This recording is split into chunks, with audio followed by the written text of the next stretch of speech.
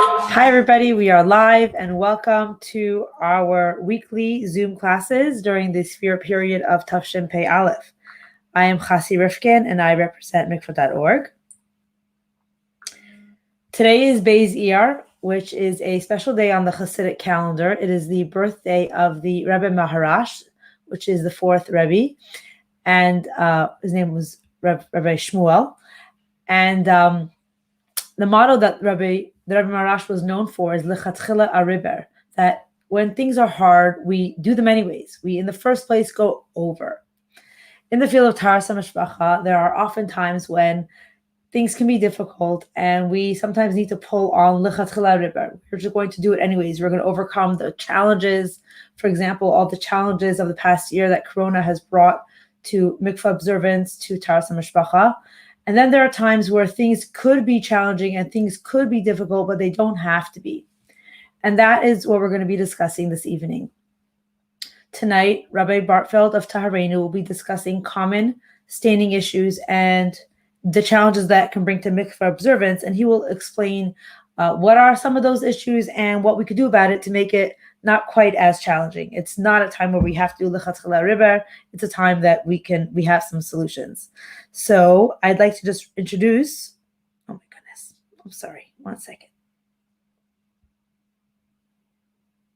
Okay, before I introduce Rabbi Bartfeld, I want to just once again mention that I'm representing mikvah.org, and I'd like to encourage you all to follow us on social media, follow us on Facebook, mikvah.org, follow us on Instagram at mymikvah.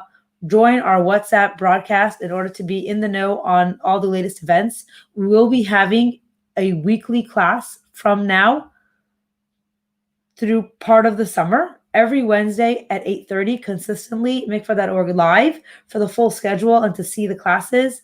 You can go to mikvah.org live/live and you'll see information underneath. You can join our WhatsApp broadcast. You can join us on all the social media outlets. For questions during today's presentation, you are welcome to message 732-534-2948, and we will address them at the end of the presentation. So Tahareinu, for those who are not familiar with it, is a groundbreaking organization founded by Rabbi Yitzchak Melber in Eretz Yisrael. It's dedicated to doing continuous research, helping Rabbanim, Chassan and Kalas, and from couples themselves, having the latest medical knowledge to improve and enhance many areas of Taharas Hamishpacha and women's health.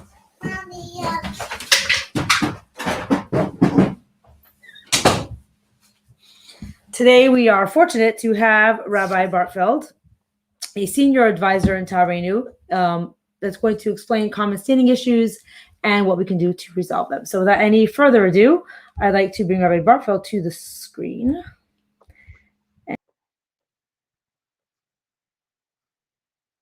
Okay, thank you. Thank you for the introduction. As was mentioned, this is about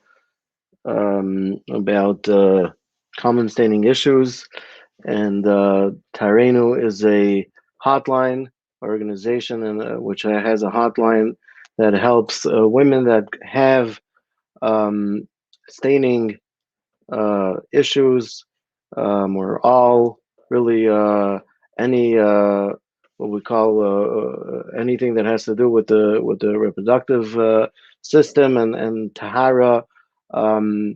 We have 50 highly trained advisors. It's a woman-to-woman hotline where a woman could call and get practical medical advice on any issue that they may be facing. So we'll go over the next little bit. We will try to cover different common staining issues and what there is to do about it. Just great practical advice and kind of a lot of information. But again, if for anyone who would like, there'll be the number at the end of the presentation to be able to call Tahareinu, the Tahareinu hotline, and get all this information and much more. So let us get started. So when it comes to staining, usually it can be categorized into two different causes, and that would be what we would call hormonal, whether it has to do with pills, contraception, the lining being too thin or too thick, hormonal imbalances, PCOS, which we'll speak about, or different deficiencies that may cause the lining, which is the lining around the uterus, which is where the menstrual blood comes from, that would cause it to shed or to a little bit come apart, and that would cause the staining. So it could be hormonal as well as physical. Sometimes there can be something inside physically, like a growth, a polyp, myoma, or a cyst, or different other things like ectropion, niche, endometriosis. These are physical, more of a physical problem. And again, we'll explain each one as best as we can in the time that we have to give everyone a little bit of information. Hopefully, you'll find this helpful. So let us start with contraception. When we speak about contraception, so I was asked to kind of give at the same time as speaking about the different staining issues that may come, kind of give a little bit of an overview of contraception in general and different things that are available in contraception. So okay, so the first thing that must be said is that contraception, birth control does need a heter. So even though we speak about it and it should be spoken about openly, so everyone knows the different things that are available, and they shouldn't. Families many times go, unfortunately, through many months of suffering and of staining because they weren't advised to take the right method. Nevertheless, of course, it has to be noted that one should speak to their Rav and have a heter before using contraception.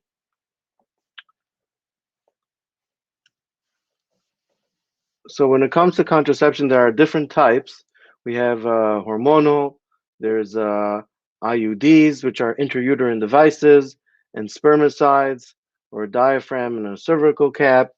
And let us dive right in and see what we could do for staining on different types. So when it comes to hormonal, there are pills, which include combination pills and mini pills, patches, injections, implants, and NuvaRing. These all go under the hormonal heading. There's also one IUD, which is the Mirena IUD, or different companies that also have a hormonal IUD, which we'll speak about as well. So that's what the NuvaRing looks like. We'll speak about it when we get to it. When it comes to hormonal pills, combination pills, so the combination pill is the regular birth control pill that is everybody the regular over the not it's not you need a prescription for it, but it's the regular combination pill. The reason why it's called combination is because it has two hormones in it. It has estrogen and progesterone. Now, the first thing to note is that it is not uncommon to stain the first month on any hormonal pill. That's why when you try to set up a kala that you shouldn't have a chuppah snida, it's if you're going to use a combination pill, we usually wouldn't recommend starting the month of the wedding, but rather at least a month before. So that's an important thing to note.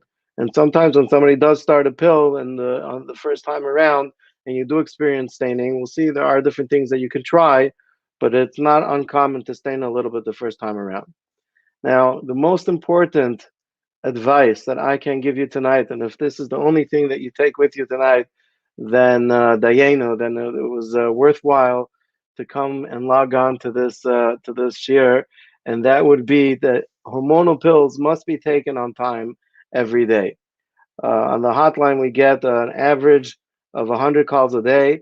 I don't know how many, but many of them are women that are staining while they're taking the combination pill, or we'll see the mini pill, and they are staining.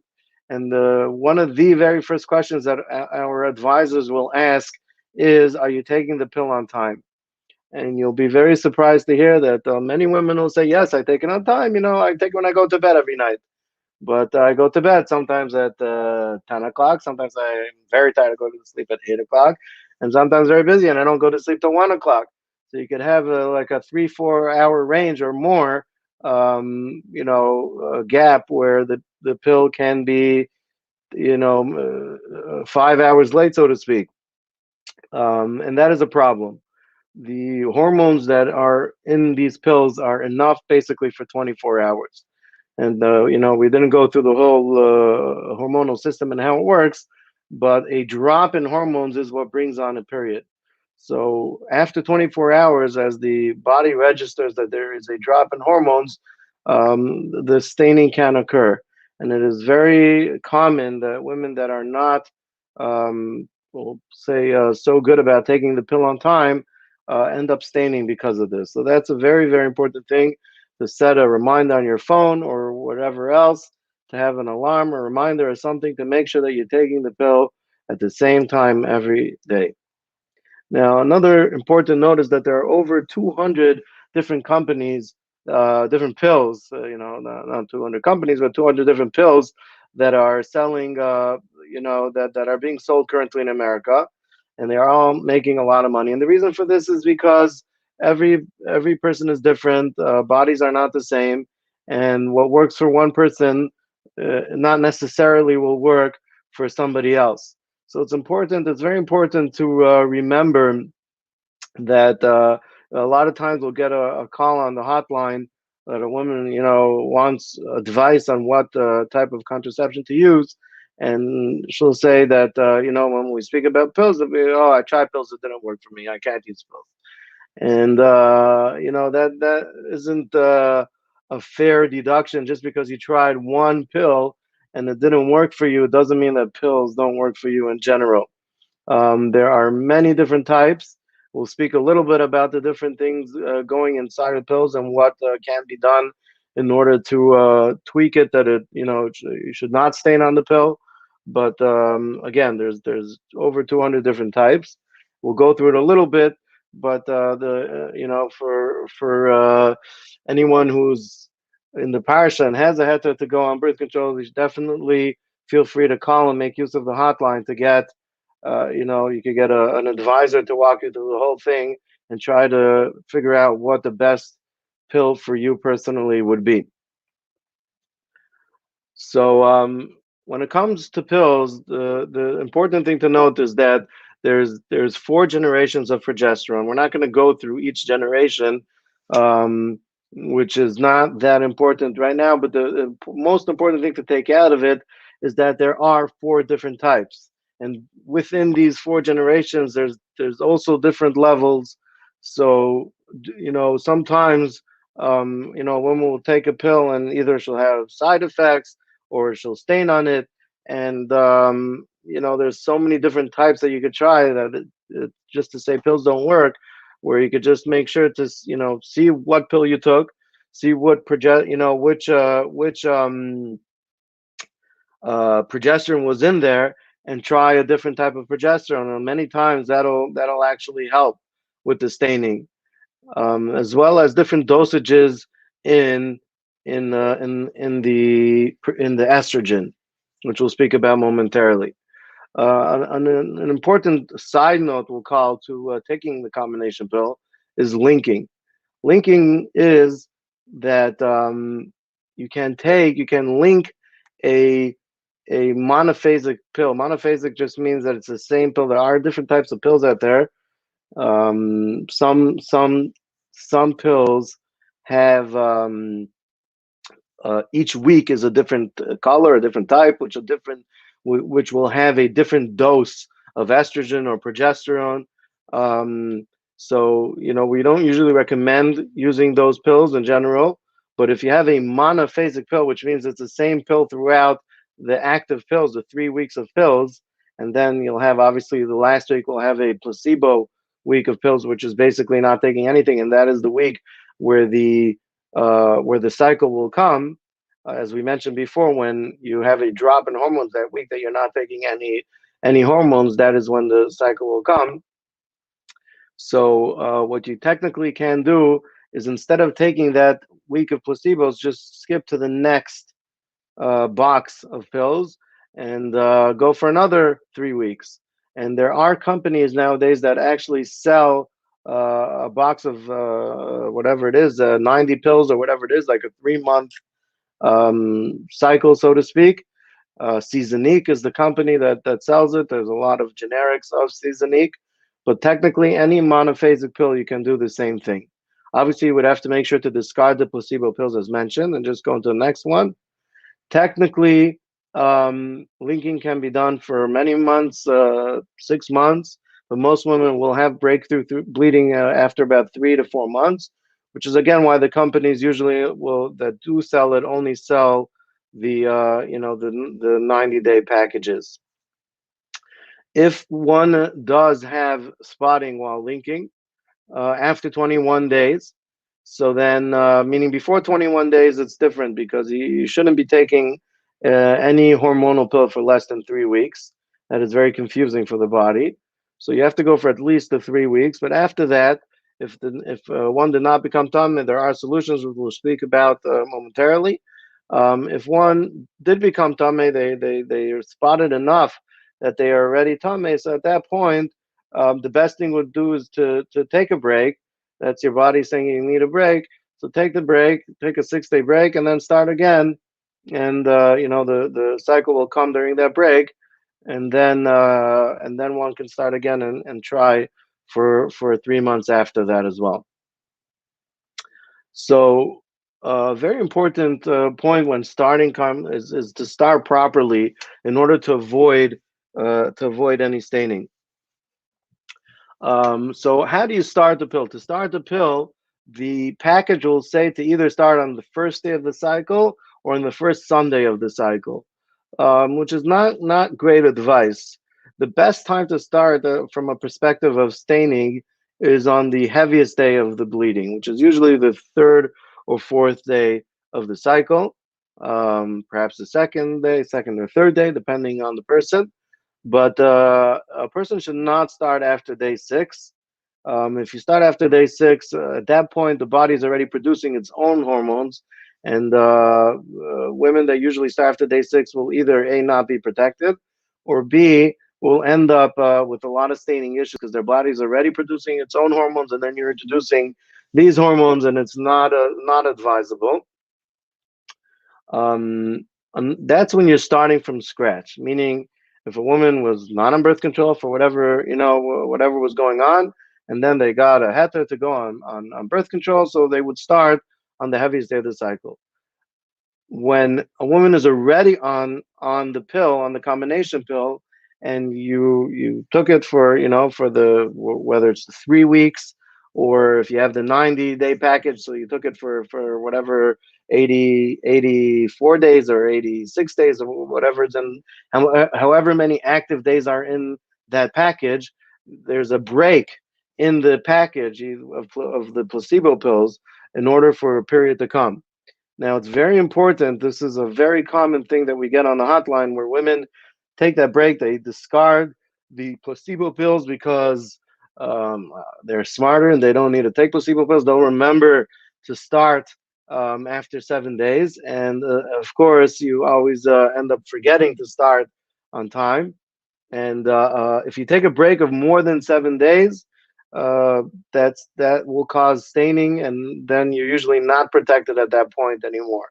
So it's very important to start, to take the placebo pills and make sure that when you're done with the placebo pills, the next day you're already taking the new active pill. If you discard one of the placebo pills and start 6 days, again, I'm pretty sure Seasonique only has 4 placebo pills, so you don't need a full week break. A 6-day break can sometimes help a woman clean up faster, but definitely not more than 7 days. And again, as mentioned before, the most relevant and best advice I could give you is to take the pill at the same time every day. So when it comes to staining, as we mentioned, the first month or two on a combination pill can cause staining. A very easy solution to staining which is a mitzvah lefarsim is bioflavonoid complex. We'll speak about it in the next slide. But that is the very first solution that we give. It's a natural solution. Obviously, if a woman is not taking it on time, as mentioned, to make sure you take it on time, that could solve the staining on the combination pill. Another important point is to check the dosage of estrogen. And this is also quite common with women that call on the hotline and they're taking the pill on time. So one of the other next questions that they'll be asked is what pill are you taking? A lot of times doctors like to give a low dose of estrogen, which is usually the 20 microgram, what you would call the 1/20s, or the 0.20. If you look at the numbers on the box under estradiol, which is the estrogen, you'll see there's a 20 or a 0.20 or a 0.2, whatever it is, which is 20 micrograms. That a lot of times is not enough estrogen to keep everything in place, and that can cause staining. Just upping the dose to a pill that has 30 micrograms usually will solve the problem right away, and that is one of the crucial things. If you are gonna go on a pill, we very much advise to lechatchila go on a pill that has 30 micrograms of estrogen. As mentioned, if you start late in the cycle, or sometimes if you start too early because the body didn't register a full drop of hormones, so that's why we recommend to start the pill on the third or fourth day of the cycle, on the heaviest day of the bleeding, to avoid staining from either starting too late or starting too early. The too early is basically, as mentioned, a drop in hormones is what causes a period to come. Sometimes a woman will stain a little bit before she gets her actual cycle, and she thinks, "Oh, my period came. It says here to take it on the first day of the period." And really, if she wouldn't have taken the pill, she wouldn't have started taking the pill. Her period would have only come like a day or two later. She just had a little bit of staining now, but that wasn't her period at all. So what happens is the body, again, what brings on the period is a drop in hormones. The body had a slight drop in hormones, which is what caused the staining a little bit, but the hormones didn't fully drop yet. So now that she started taking this pill on the very first day of staining, which wasn't, the heaviest day of her period, or her period hasn't started yet, and therefore the body is confused now. There was a drop in hormones, so there was a little bit of staining, but not a full drop, and you already started taking fresh hormones now, so the body can get stuck in a sort of spin cycle, and a woman can stain for the next 2 weeks straight. That's why we very much advise not to start too early either. You want to start on day 3 or 4 of the cycle, but not past day 7. So really get that window of, between day 2 and 6 is the best time to start. Now, this is all with regards to staining on the combination pill. We mentioned bioflavonoid complex. So bioflavonoid complex is a mitzvah lefarsem. If you know anybody that could use this, this is a tremendously helpful supplement. It's a completely natural vitamin. It's made from the peel of citrus fruits, but it's not vitamin C. A lot of people confuse this with vitamin C. This is not vitamin C. It's a bioflavonoid complex. It's non-hormonal. It's what it does is it strengthens the small blood vessels, which is great for again for light staining. It's fantastic for light staining. This will not stop a period from coming. A woman that is staining very heavily, this will not do the trick. You'll need something stronger than this. But again, for that light staining, it's great for cleaning up faster after birth. Again, what all it does is it strengthens the small blood vessels. We actually had the opportunity of throughout the years of meeting different Gedalim, and we had the tremendous zechus of speaking with Rabbi Belsky Zatzal, who was known to be tremendously knowledgeable in all areas of life, not just in Torah, was a tremendous Talmid Chacham, but he knew everything about everything. So when we told him about this bioflavonoid complex, he gave us a smile and he said that he actually had a Talmud in his yeshiva that suffered from nosebleeds, and they tried cauterizing, they tried all different types of eitzes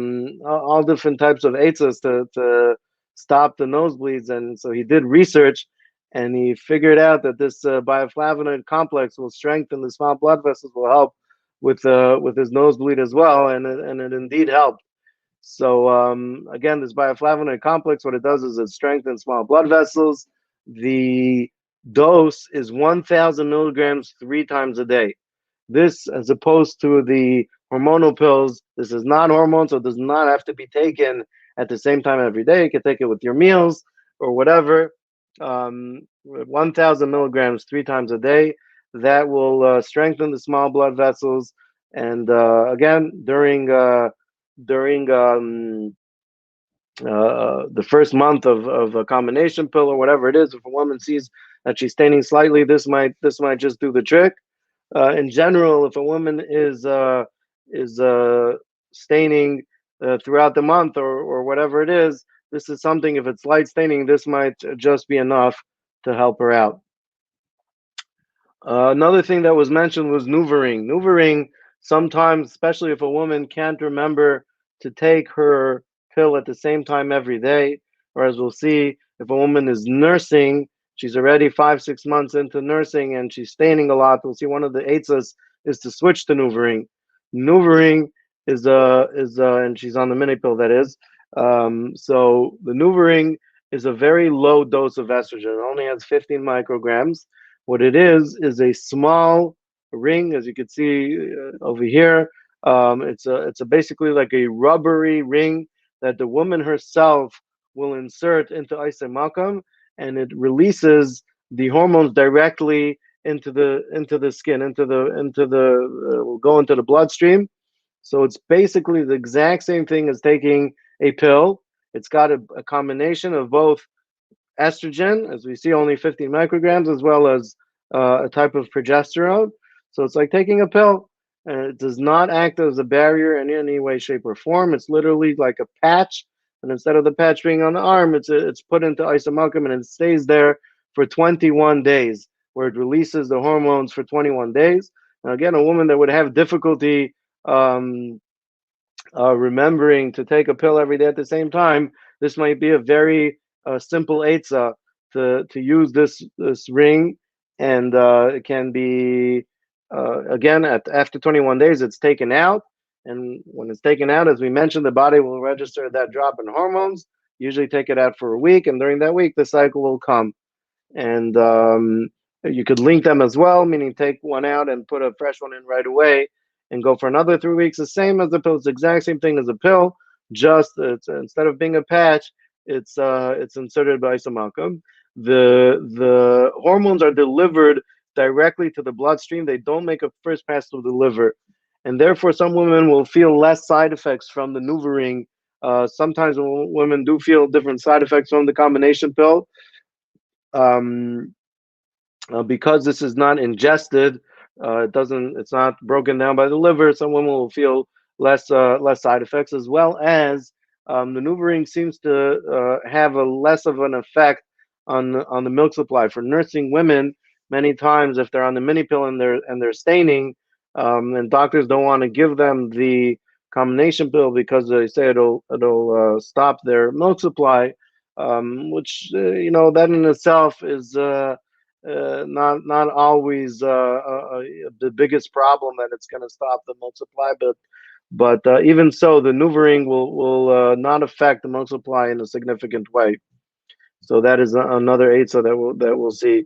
The hormones are delivered also on a constant and even basis, which many times avoids the ups and downs when a woman will take a pill, and there's a pill has like what's called a half-life, where it's ingested in one shot. So basically all the hormones are the whole dose is taken at once, and slowly the dose is slowly being depleted from the body little by little, and then after 24 hours, there's nothing left, and that's why you have to take another one to kind of bump up the dose again. So you have that up and down, that spike in levels up and down. So some women feel that some women are very sensitive to that up and down, and taking a NuvaRing will sometimes you're able to avoid that because again, the hormones are delivered constantly at the same level the whole time. Halachically, though, it's important to mention, as we said before, this is not a barrier. Even though it's put inside, it's not a barrier. It doesn't stop anything from going in. It's just delivering hormones the same as a pill, but it should be taken out at least 4 times during the Tahara process for a hefsek Tahara, and it should be taken out for one bedik on day 1, one bedik on day 7, and it should be taken out for the tvila. Again, if a woman forgets, she should call her local Orthodox rabbi, but lechatchila, it should definitely be taken out 4 times during the Tahara process. When you speak about mini pills, so mini pills contain only progesterone. They're not called mini because they are tiny. It seems that all contraception pills are very tiny. These are called mini because they only have one of the 2 hormones, only progesterone. They are meant for women who are nursing, and as we mentioned, because the estrogen can diminish milk supply. Because they don't contain that balance of hormones, they are notorious for causing staining. And again, a large amount of the calls that we get on a weekly basis are from women that are on the mini pill and they are staining. So this is again women that are after birth, they are nursing, and the doctor prescribes them a mini pill, which causes staining. So first of all, just when to start taking is an interesting question. Some doctors say if you start right away, like 2-3 weeks after birth, before there's lining, that might help stop the staining. The doctors are not keen on giving it that early, so it's not always possible to start that early. Another way would be to start the day after the mikvah. So even if it would cause a little bit of staining, at that point, a woman is not wearing white anymore. She's wearing colored. So it wouldn't be, even if it would cause staining, it wouldn't for sure mean that she'll become tummy from it. But then we would advise to use spermicides for the first week. It does take a week for it to be effective, but this should not be done in a situation where it's dangerous for a woman to get pregnant. Meaning, if a woman is after a C-section or she has postpartum depression or anything where it's a sakana for her to get pregnant, then we would definitely recommend starting a week before she goes to the mikvah. And like this, it will already be effective by the time she goes to the mikvah. And, if there is staining, there are definitely solutions out there, which we'll speak about. The most important thing that we could say, if we set it by the combination pill, then it's for sure by a mini pill, and that is that it should be taken at the same time every day. Even 20 minutes when it comes to the mini pill can make a difference. Most of the mini pills have very, very, very little progesterone in them, and they're kind of relying on the fact that a woman that is nursing is also producing her very own progesterone as well, and therefore it's really, even 20 minutes can make a difference. So a woman that is taking the mini pill should really make sure that she's taking it on time every day. If a woman is staining on the mini pill, if it's very light, bioflavonoid complex might just do the trick, like we mentioned. Another answer that we give on the hotline is to ask, and again, this all because it's a prescription medication, this has to be in conjunction with a doctor. But one of the answers that we give is to take a pill, to double the dose, basically take a pill every 12 hours. And you can continue this really for a few weeks, or technically indefinitely, if it's working. It's completely okay. Really the next thing is a much higher, though taking a double dose is way less than the next one, which is agestin. Agestin is a progesterone pill that is a 5 milligram pill, which is usually, we advise taking 2 of them, which is, that usually will do the trick. And again, you can continue this as well for a while, ensuring that the woman stays clean for a nice long period of time. Sometimes a woman can try to take estrogen, a little bit of estrogen vaginally. We usually don't recommend this because it just is very effective. But again, these are all the different solutions that are available for women that are staining on the mini pill. And the last thing, as we mentioned, is the NuvaRing. As mentioned before, if a woman is already 5, 6 months after birth and her milk supply is already established, at that point, switching to NuvaRing is would be a prudent way, had to not affect the milk supply and yet avoid all the staining issues that come together with the mini pill. On the hormonal side of contraception, there's also patches and injections. Usually, they cause staining. We usually tell people to avoid patches and injections, especially the injections are really problematic. There's a 3-month injection basically that they put in, an injection which is good for 3 months of progesterone.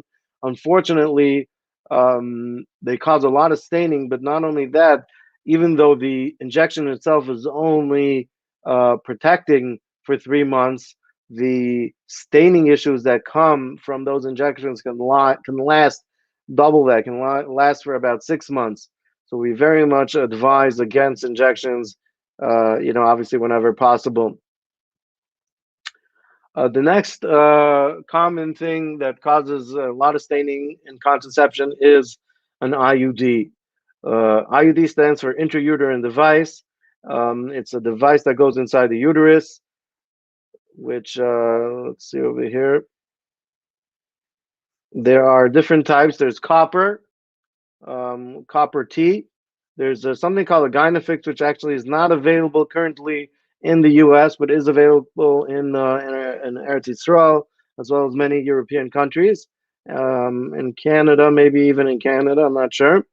There's an IUB as well, which is only available now in European countries, which is a ball, kind of a ball made out of copper as well. And then there's the hormonal IUD we mentioned before, called Mirena. There's other names as well nowadays, Liletta or Skylina or whatever.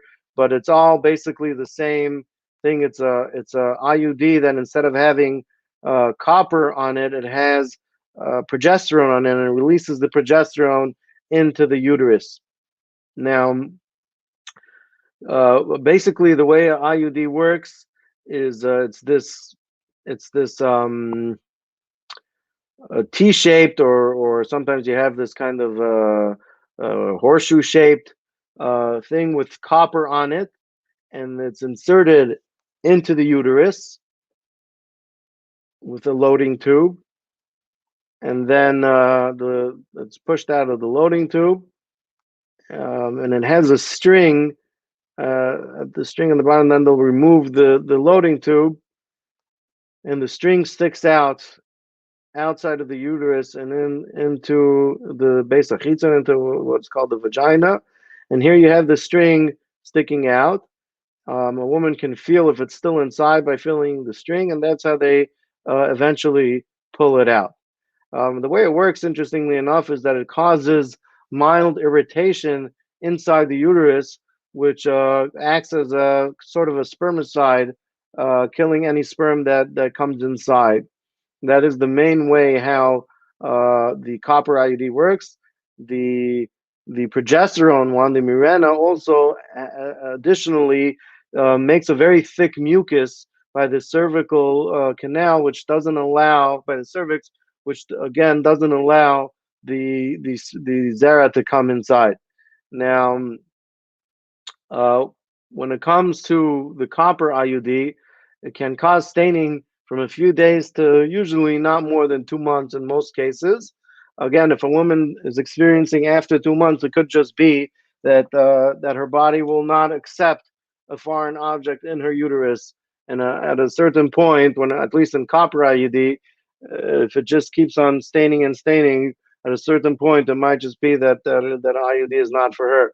but usually after anywhere between a few weeks to not more than 2 months, the body will get used to the fact that there is a foreign device inside the uterus, and the staining will subside. But what is important to note, and again, a lot of women aren't told this beforehand, and it's important to note that it will cause um, heavier and longer periods.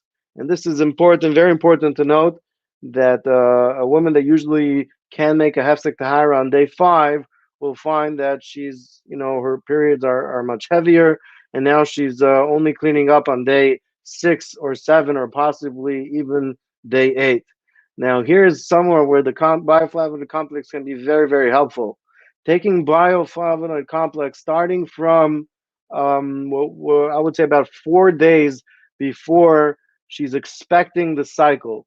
So again, if she usually has a 30-day cycle, so on day 26, 25, 26 of her cycle, she should start her already 1,000 milligrams 3 times a day of bioflavonoid complex, and you will see that that will actually bring down from day 8. It could save you a day or two, bring it back down to day 7 or 6, and will definitely help with the heavier and longer periods. Another wonderful medication. This is a prescription medication, tranexamic acid. In America, it's called Listida, um, which is fantastic for staining. What it does is it thickens the blood. It's a blood thickener. It was meant for women that have very, very heavy cycles, very heavy periods, and they become anemic. They bleed so much that they become anemic. So Listida was made for these women in order that they literally shouldn't bleed out. It thickens the blood, and it's a wonderful drug for helping for staining.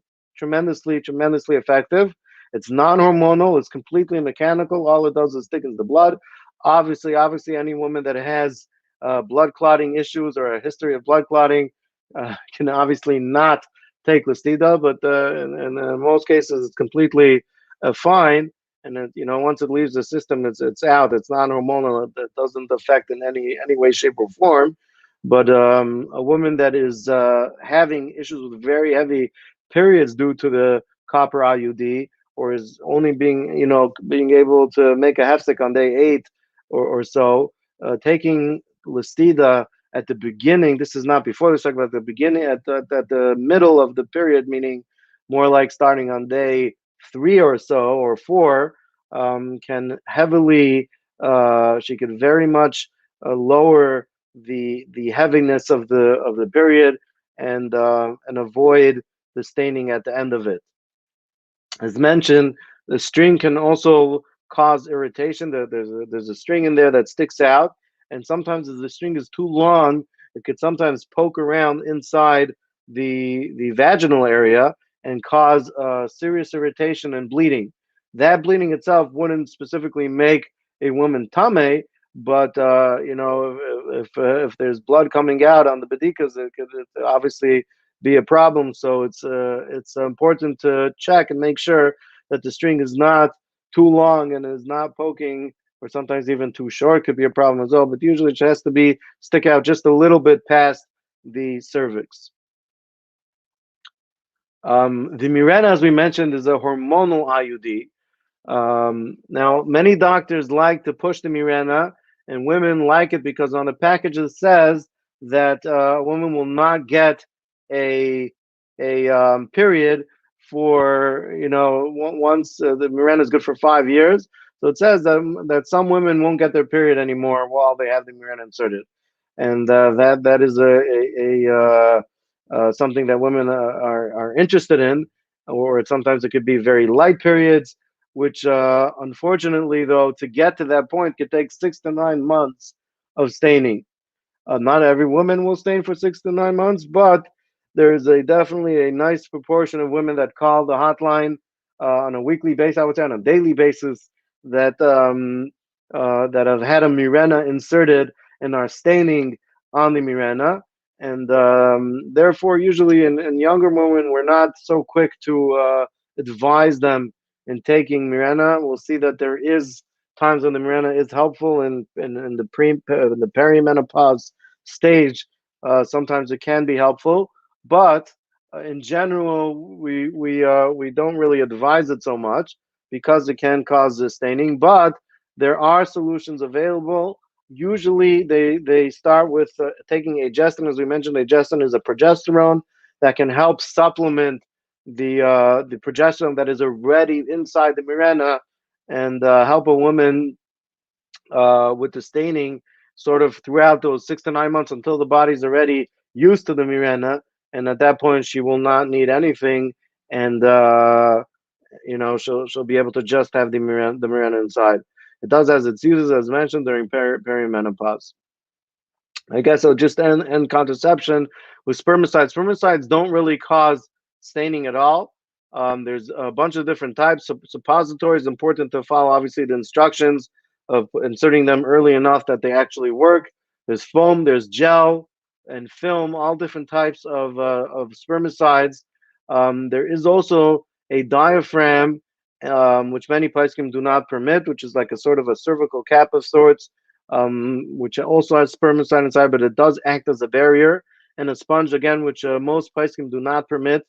So even if your Rav tells you to use spermicides, you should not be using the sponge unless your Rav specifically tells you to. In most pharmacies, the sponge will be under the spermicide section. It's a sponge that has spermicides in it, and therefore it's important to note that even if your Rav told you to use spermicides, he did not mean a sponge. So that's important to note. Again, these do not cause, the mile of them is that they do not cause staining at all. Unfortunately, they are really not effective, uh, really not effective, only about 80 something percent effective. So in any situation where a woman is in danger of getting pregnant, again, as mentioned before, whether it's because she's after a C-section or she has postpartum depression or anything of this sort, where it would be a sakana for her to get pregnant, spermicides is really not the way to go, even though they don't cause staining, but they're really not effective. When it comes to staining and irregular cycles, sometimes unfortunately, very common is the women that have very long cycles and they're not ovulating, and it usually is a very good indication of PCOS. So let's speak a little bit of PCOS as it pertains to Tahara in general. PCOS stands for polycystic ovarian syndrome. It is common officially in medical textbooks about 10% of women. We found that in the Jewish community, it seems to be a lot more common than that, more towards the I don't know if it's 20% or perhaps even more, but a lot of women have PCOS in various degrees. So again, polycystic ovarian syndrome. Basically, to explain it would be in layman's terms, I guess it's a sort of disorder, a syndrome that affects the ovaries. The ovaries are very sensitive, and as they are the ones that produce the the follicles and the eggs that are the whole process, the whole ovulation process, which is done inside the ovary. So the way it works is on a regular month, you have a bunch of little eggs that are stimulated. There's a hormone that comes from the brain that's called FSH, that's a follicle stimulating hormone, FSH, which starts the whole process on a monthly basis. And that stimulates these little follicles. The follicles have, each follicle is a little sac that has an egg inside of it. And it starts with a bunch of little ones, and they grow and grow. And then about 7 to 10 days in, most of them will stop, and you'll have one primary follicle which will continue to grow and grow until ovulation. And that is the one egg, that the one follicle containing an egg that will actually ovulate and be an egg ready to be fertilized. Now, a woman that has PCOS, what happens is that instead of having that one egg that continues, that one follicle that continues to grow and grow, ready for ovulation, what she'll have is she'll basically have a bunch of little follicles that just stay at that middle stage. So a woman that has PCOS, many times doing an ultrasound of the ovaries during what should have been ovulation will show this string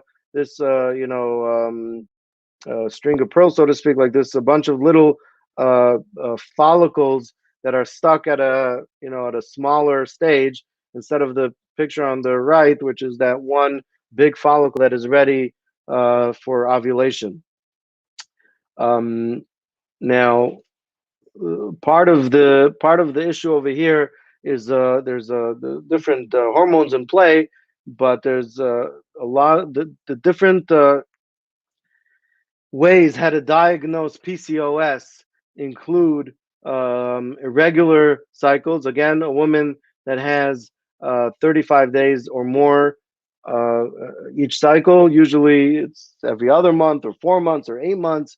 You have women that literally will not get a period for close to a year at a time.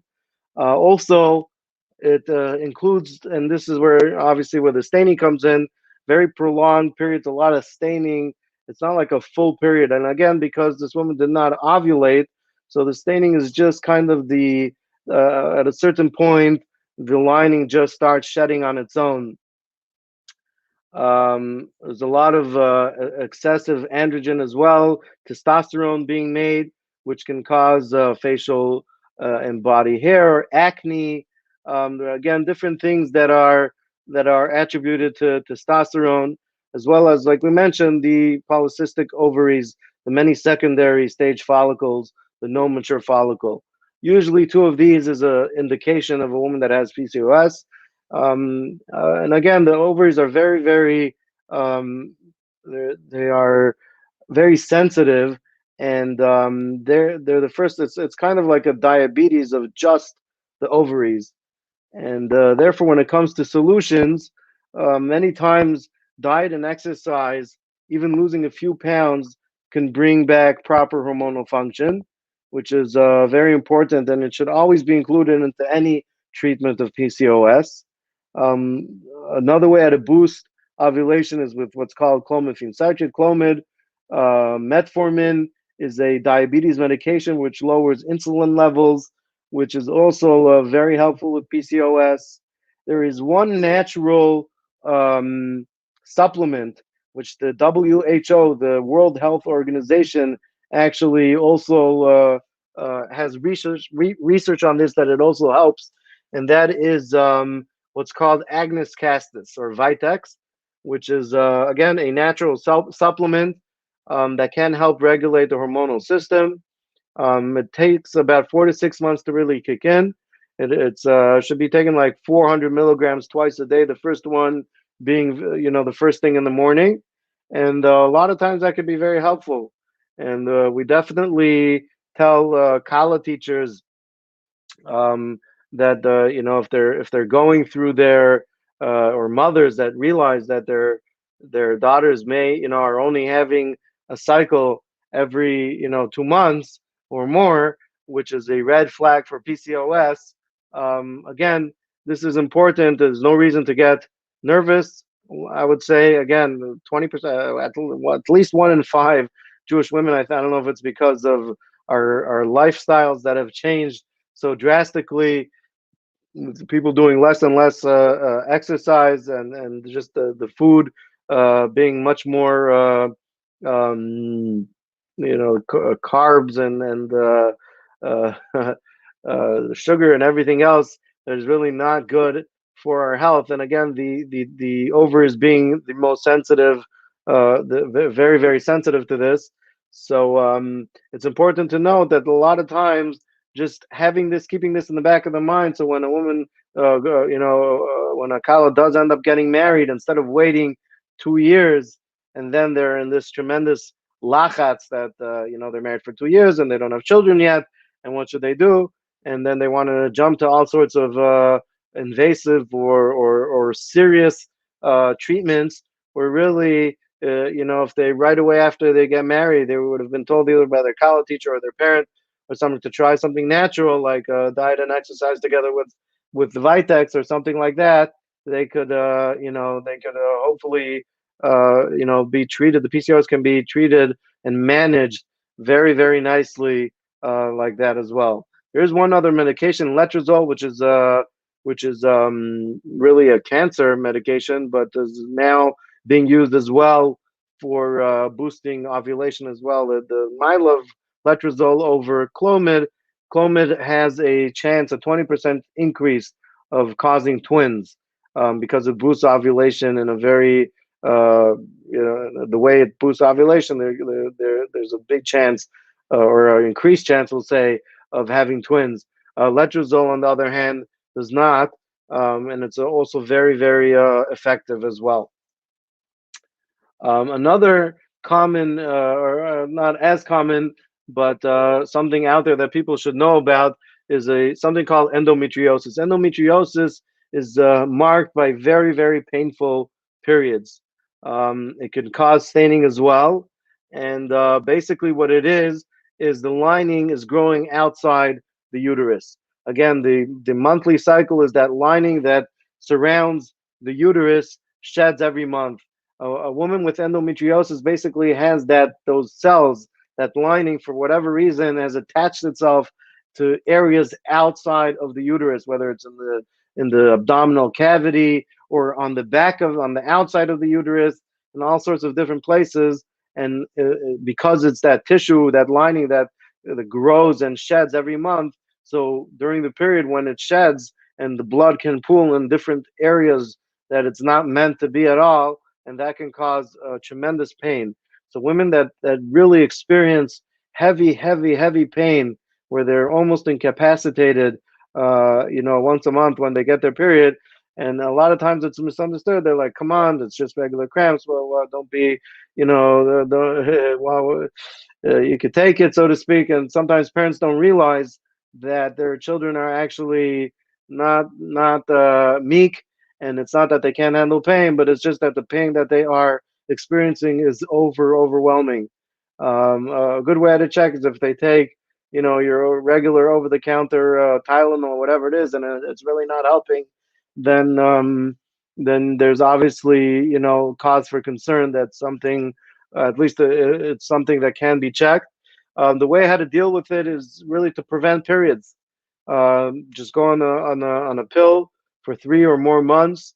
Obviously, if a woman can get pregnant, that is very helpful as well, because you have that whole time, the 9 months of pregnancy plus the nursing or whatever, where the lining is not growing, and a lot of times that can actually cure it, and that lining will just shed away and hopefully will not come back.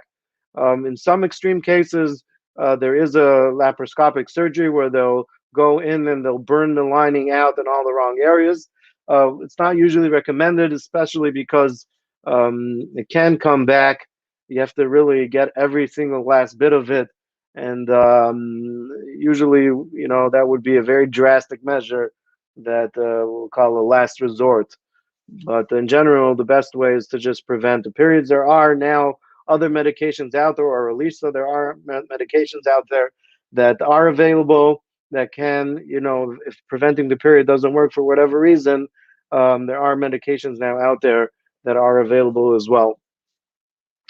After birth, staining after birth is usually, again, like we mentioned, the mother is nursing. She's not producing any estrogen, and that imbalance can cause staining.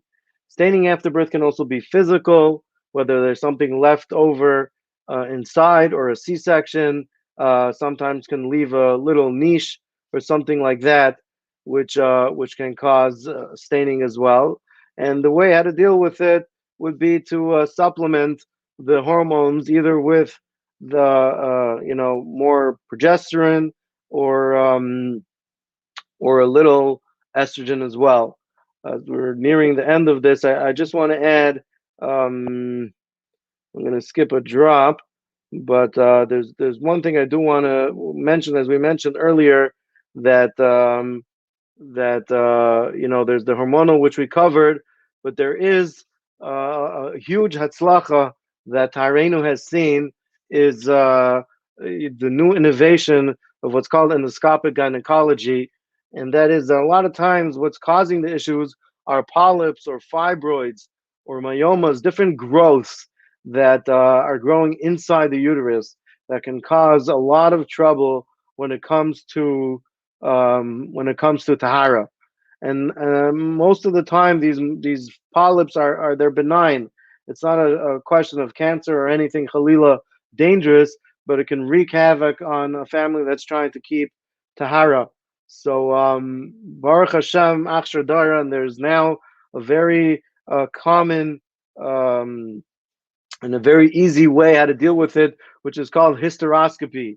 Hysteroscopy is basically a small fiber optic tube, the camera, so to speak, with little instruments inside of it that's put in. It's slid in. This is not a invasive, so to speak, surgery. They're not making any holes. It's inserted into the vagina and it goes into the uterus. And they're able to, first of all, see inside the uterus, and as well as with little tools, fix most of these issues.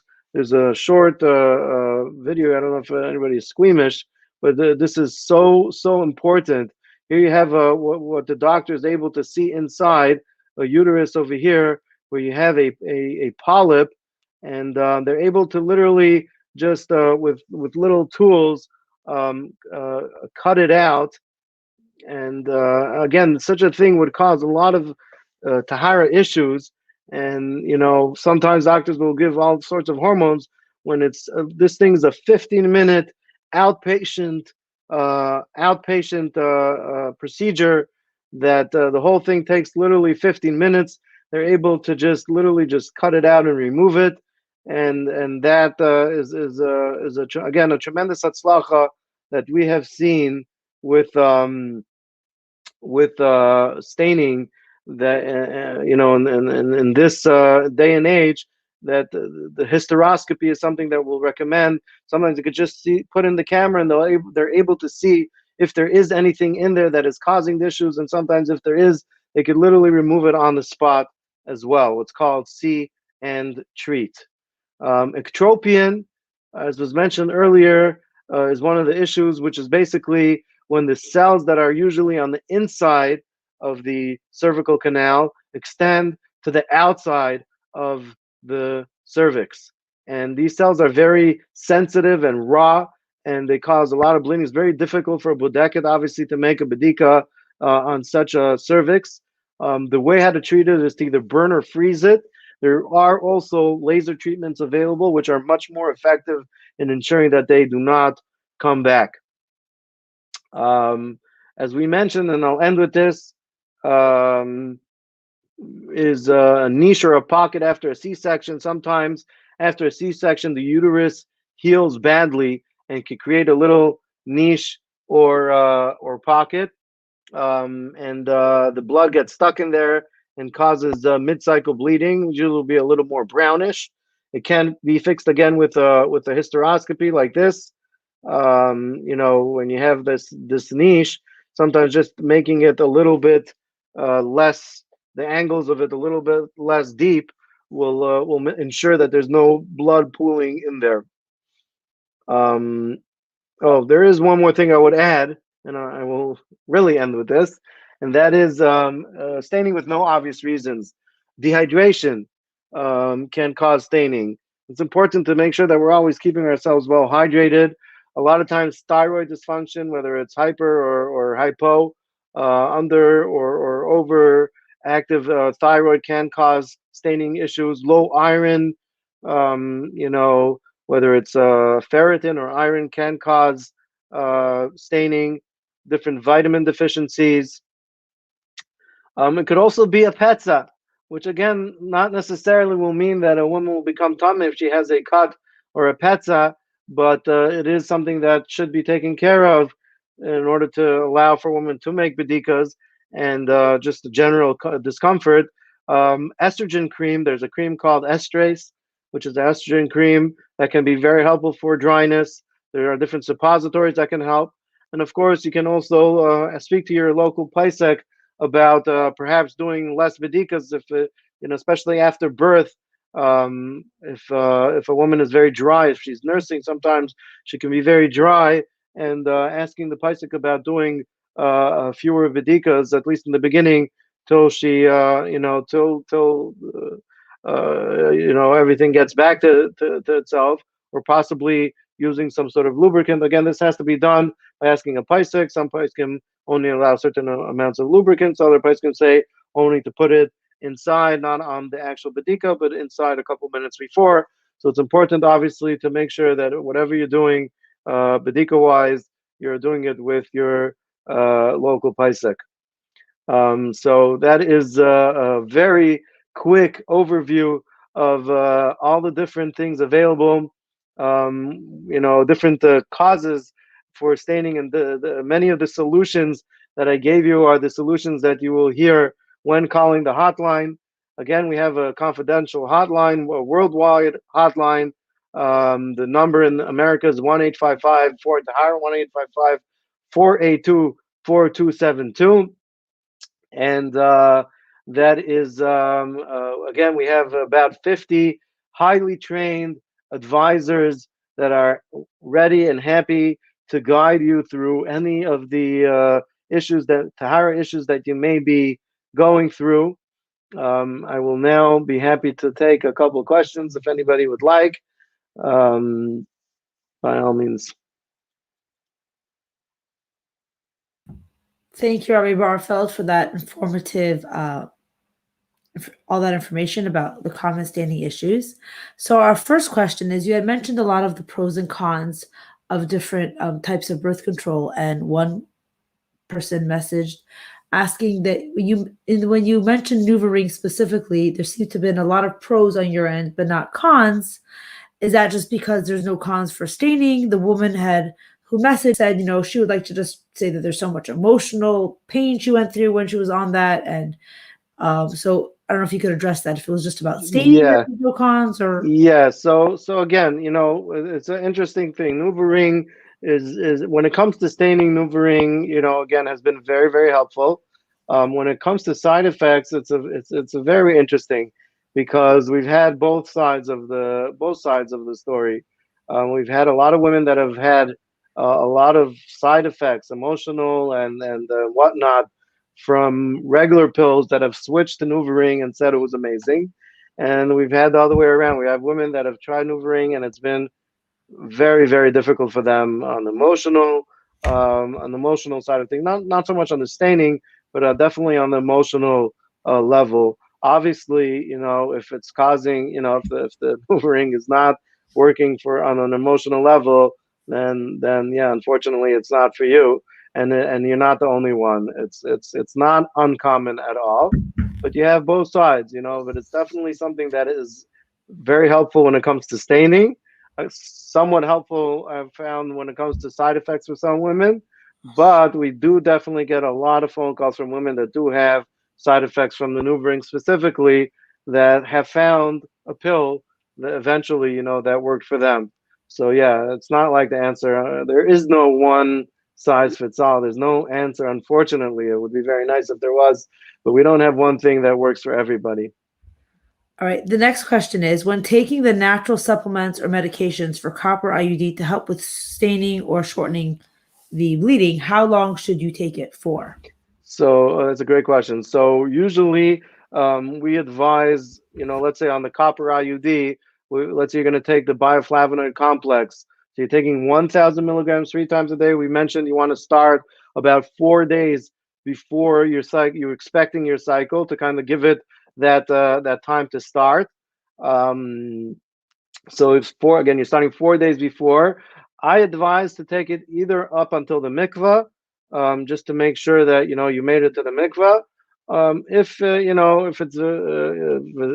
ends up being very expensive, or some women complain that the 1,000 milligram pills are quite large and difficult to take, then first of all, there are 500 milligram pills out there, but you can take it, let's say, till you're deep enough into Shiva Nakim that you're comfortable, whether it's, day 4 or 5 or something like that.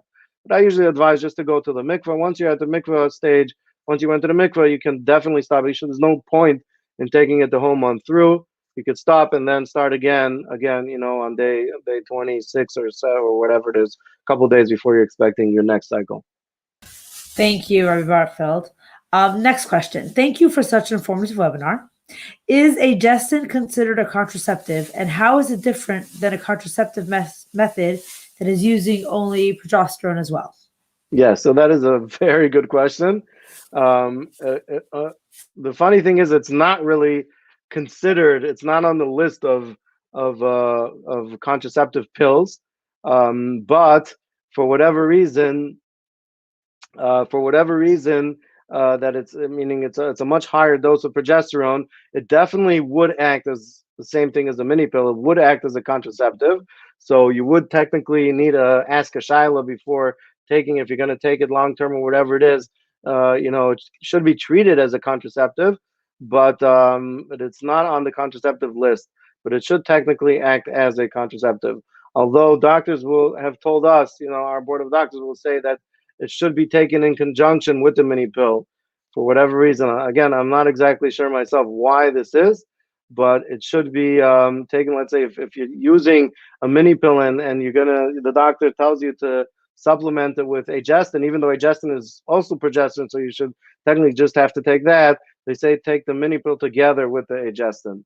So that is a very, very good question, which I don't have a satisfactory explanation to why you need both, but it should technically be a contraceptive. You're muted. All right, the next question has a few parts. I'm going to read all of it. If you want me to break it up, you'll let me know. Okay. So the question is, you mentioned that taking the pill too early, like on day 1 of the cycle, may lead to staining. I'm assuming you're referring to when the first starting is not after the week of placebo pills. Can you clarify that? Yes. And if so, anyways, will those first few weeks she may stay until her body adjusts? So what did you mean when you said that someone should not start on day 1 of their cycle when they're starting the period? And then the next question, I think it's a separate question, is you differentiated between staining that causes tame or not. Can you expound? When you said about linking pills, you talked about after 21. So those are the 2 questions. Sure. Great question. So yes, that is very, very important. And I definitely would like to clarify that because that is a very good question. When I mentioned starting, there's 2 types of starting, right? There's the starting when you're going from no birth control at all, whatever you were doing before for whatever reason, and now you're starting from scratch and you want to go on birth control. That is what I was talking about, that you want to start on the heaviest day of the period, as opposed to, as we mentioned, when you're taking a break between boxes, between pills, right? Then you're just going to follow your placebo pills, right? Those 7 or 4 or whatever it is. As we mentioned, you could take one out and do a 6-day break in order to help clean up faster, but definitely not wait for the heaviest day of the period. Technically speaking, if your period does not come for whatever reason, you still want to restart taking your pill on the 6th day or the 7th day or whenever your placebo pills are finished. So that is very important to note, that when we're talking about starting on the heaviest day, we're talking about when you're starting from scratch. Now, it is true that the first month, like we mentioned, you can stain, but in order to try to avoid that, one of the things that we can try doing is making sure that you start at the right time. And again, this was a funny, the way how it came about, that starting too early, meaning on the first day, or when a woman just gets a little bit of staining and she thinks that her period started and she starts then, what happens is that spin cycle was one of the top professionals that we deal with in the whole birth control area and women's health. And she researched it because she found this to be a very interesting phenomenon. And this is what she came up with, that the body, again, what brings on a cycle is that drop in hormones. And if you start the hormones too early and you didn't have that full drop, the period will never fully come. And that's why you could have that week or 2 of just staining, but it's not the staining of starting a new pill. It's just the staining of the period never fully all that blood that should have come out never really came out. So that's why that's important that you want to start on the heaviest day. That doesn't guarantee, again, as mentioned, doesn't guarantee that you will not stay in that first month, especially if if you're on a very low dose of estrogen or so. But again, these are all different things that we can ensure to try to avoid that first possible staining during that first month, which is to make sure that, again, you're starting on the heaviest day, make sure that you're taking the pill at the same time every day, and to ensure that you have a 30 micrograms of estrogen in the pill. That is with regards to that first question. The second question was the difference in between becoming tummy and not. So I don't want to go too much in halacha because it varies very much, different communities. But just I guess, for example, sometimes a woman can have a little bit of staining, and she will not specifically become tummy. Meaning, if you spot it a little bit on a tissue or a little bit on underclothing, where it was not enough that the Rav sees it and he says that this is not enough to make you tame. I mean, you are bleeding, you're spotting a little bit, but it's not enough to render you tame. Whether it's, even if it would be on white, if it's not a gris, right, then you would still be tahar. Or if it's uncolored, then again, different poskim have different things that would render a woman tame if she bleeds on color, but would it be significantly more than a gris for it to make a woman tame on things. But so you could stain but not become tame. So then there's still a chance to salvage the situation because you did not become tame yet. You could try bioflavonoid complex. You could try, again, the different solutions that we mentioned, upping the estrogen, whatever it is, ensuring that, making sure that you're taking the pill on time, and so forth, and possibly salvage the situation. But at a certain point, if a woman stains so much that she does become tame, i.e., she stains enough that the Rav will say, okay, this is a period, and you can't get out of that by saying that you have colored clothing on. Each Rav will decide what that amount may be. At that point, if you stain that much, then your body's telling you that you need a break, and take the break and start again. Many times, the women that tried leaking the first time and they did stain and became tame, the next time around they'll be more matzliach, and they're able to go the full 3 months or more. So just because it didn't work the first time around, it's definitely worth trying the next time around, and seeing if it'll work. All right, thank you. That was very informative. The next question, you had mentioned the bioflavonoids again in this last question, and the question is it okay to take bioflavonoids all the time, 5 days before any Vesa and before every set of the Shiva Nakim? It's definitely okay. Again, it's a vitamin. It's just like So you take it every single day of your entire year? Is there any downside to taking it early? Technically there's no downside. It's also water soluble, which means that the body will get rid of what any bioflavonoid complex that is not needed by the body the body will get rid of on its own. You can't overdose on bioflavonoid complex. If you look at the thing, it actually says the pills, most packages say to take 1,000 milligrams a day. But again, we found that 3,000, we're a bunny that we're saying to take 6,000 a day. But we found that the right combination was 3,000 a day, 1,000 3 times a day. You technically can take it all the time. It's just not really so necessary. We've had women here and there that said it worked in the beginning, and then they just kept on taking it, and they found it less effective. I can't say there's a study into that, so I don't know if that's true. But it's definitely very effective, again, in general, for light staining. And you could take it every month, a couple days before the period, especially women that have a hard time getting a hefsek on day 5. They'll find this will be very, very helpful. Okay. Okay. Thank you. The next question is endometriosis genetic in your experience? Don't know. That is a good question. We just had recently a case of somebody that mentioned that someone in their family had it, and it was their parents also had it. So, but in general, I don't know. That is a good question. I don't know if it's genetic or not. Okay. Yeah.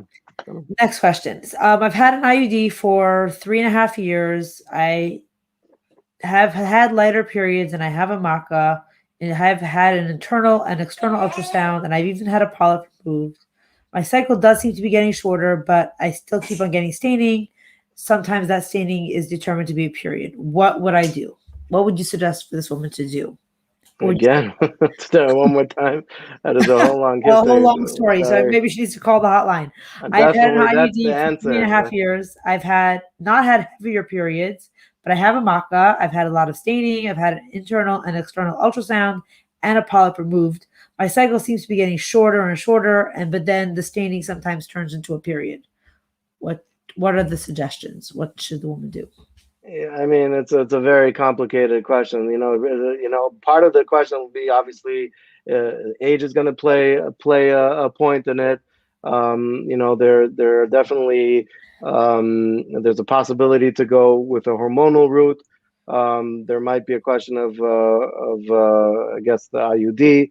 It's not a regalachas. The answer to this question is to call the hotline, and one of our advisors will be happy to really guide every step of the way to make sure that, because there's so many different pratim each person, what they've tried in the past, what they've had. So it's really hard to say on the spot what exactly would be the best solution. So not saying that maybe you could try bioflavonoids. There might be listida, like we mentioned, that might be helpful. It also depends on her age. Again, it would really depend on a few different things. Right. And I would like to just point out that is, the point of, let's say, when I saw the question, I wanted to bring it up because I want everyone to realize that this class is informative on a very general level. Tahareinu is amazing, that they have this hotline. If it was just so simple that it could just be a written up textbook response, it could just be a textbook or a book that they put out. But it's not, because there are so many factors that come into play. So Correct. Please do use their hotline for all the personal circumstances. We're going to talk about it on a more general level. Our next question. Can you touch upon bleeding in the first trimester? Where would it be coming from? If a blood test was taken, a sonogram, and everything comes back, bleeding in the first trimester, what are the possible sources for that? Okay, so that's a great question. So bleeding, we didn't really get to staining during pregnancy at all. Bleeding during the first trimester can usually mean usually one of two things in general, and that is sometimes you could have a little bit of bleeding during implantation, when the fertilized egg, the fertilization does not happen inside the uterus, it happens inside the fallopian tube. As the fertilized egg travels, it takes about, I don't know, 10 days to 2 weeks to get from the fallopian tube until it actually implants itself into the uterus. And that implantation, when it latches on to the lining, which is going to be its source of nutrients for the 9 months. So that implantation can sometimes cause a little bit of staining, and it's unfortunate.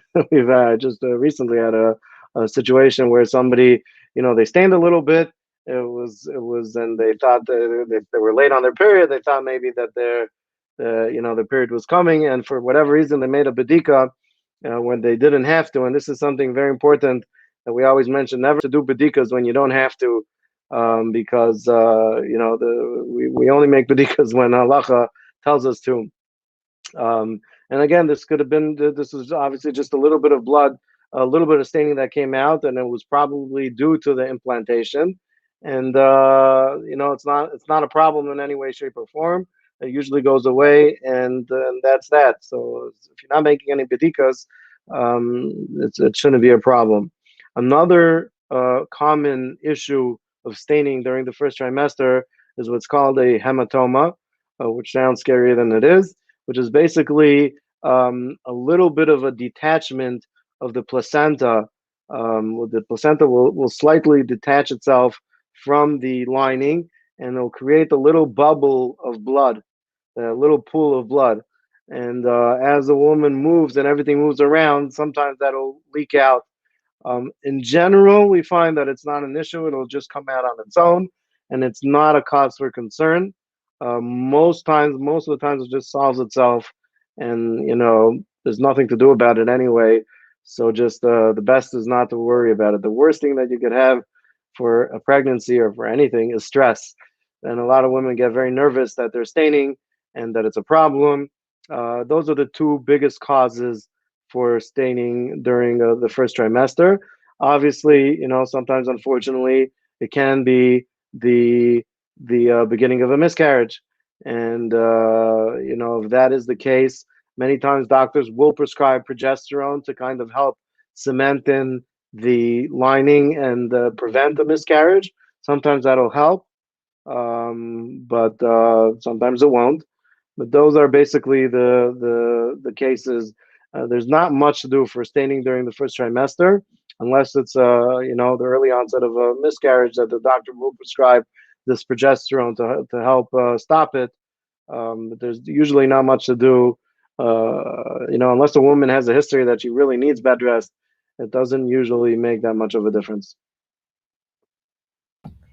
Okay, thank you. You had mentioned that after childbirth, a nursing mother can start taking the mini pill 2-3 weeks postpartum. But the postpartum visit is usually at 6 weeks, when she then gets the okay to go to the mikvah for other reasons besides bleeding. Correct. If they're going to be taking the pill and stop their bleeding before there will be visits, do they need to wait to see the doctor to start that mini pill at 2-3 weeks, or can they do that on their own? So you can't really get a prescription without your doctor. Again, in America, I found that doctors are really not so keen on giving the birth control pill before the 6-week visit. So it's not so nagia. In Israel, we have found that some doctors will give it on their last, will give a prescription for the pills on the last, the 9th month, the last week of the 9th month visit. They'll actually give it then and say that you could start it, 2-3 weeks after birth. So if your doctor here, in America is willing to do that, then by all means, it's okay. Again, some doctors are not into it, and it's fine. Starting a week before going to the mikvah is when dangerous is again not that big of a deal, though it can cause staining. For most women, I would recommend just start the day after the mikvah and use spermicides for that first week, especially if you're nursing fully. It's not taking a big risk at all, especially if you're nursing fully. If you're not nursing at all, you could start a combination pill and you shouldn't have any issues of staining anyway. So again, this is talking about nursing women. For nursing women, if you are nursing fully, meaning every couple hours, there's no great risk involved in starting the day after the mikvah. And starting the mini pill the day after the mikvah. Okay, correct. Fine. All right, so I believe that is all of our questions. Thank you so much, Rabbi Bartfeld, for this incredible, informative lecture. And everyone should be able to. I'm going to bring up your screen one more time for the Tahareinu confidential hotline in Israel and the US and the UK. You could also email ask@tahareinu.com for all your individual and personal questions to get individualized guidance. I will add that the email is usually more for sending things in general, like questions, because there's so much involved and there's a lot of back and forth. It's not really so advisable by email. It's usually a conversation that has to, there's a lot of give and take and a lot of questions involved, which is not so, it's very cumbersome to do by email. So again, the email is usually if you're going to send information or whatever it is.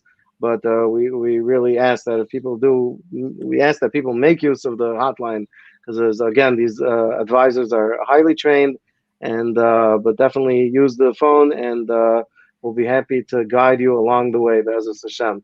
Right, use the phone, even though it's not common nowadays. Pick up the phone and call. Pick up the phone and call. Exactly. Okay. Exactly. All right. Thank you very much. Everyone, please join us next week again, Wednesdays at 8:30 for our next medical professional. For all the details, please message 732-534-2948 to join the WhatsApp broadcast. Follow us on Facebook or Instagram at MyMikvah, and we look forward to continuing to serve you. Thank you very much, and a good night.